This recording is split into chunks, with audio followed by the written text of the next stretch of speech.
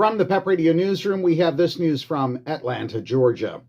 A historical marker from the site of a 1918 lynching that was repeatedly vandalized in recent years is now safely on display in Atlanta in an exhibit that opens Monday.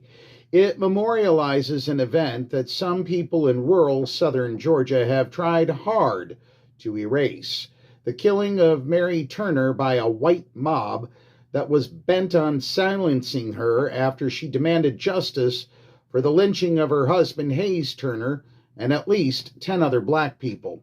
Pocked with bullet holes and cracked at its pedestal by an off-road vehicle, the Georgia Historical Society marker reads in part, "Mary Turner, 8 months pregnant, was burned, mutilated, and shot to death by a mob after publicly denouncing her husband's lynching the previous day."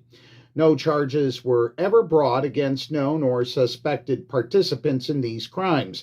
From 1880 to 1930, as many as 550 people were killed in Georgia in these illegal acts of mob violence.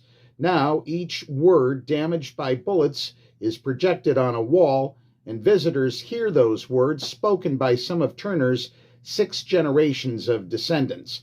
"I'm glad the memorial was shot up," great-granddaughter Katrina Thomas said Saturday night after her first look at the exhibit in the National Museum for Civil and Human Rights.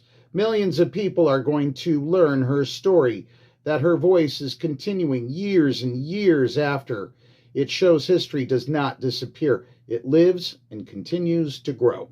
Americans learned about lynchings in 1918 because they were investigated in the immediate aftermath by Walter White, who founded the Georgia chapter of the National Association for the Advancement of Colored People, or the NAACP, and would become an influential voice for civil rights nationwide.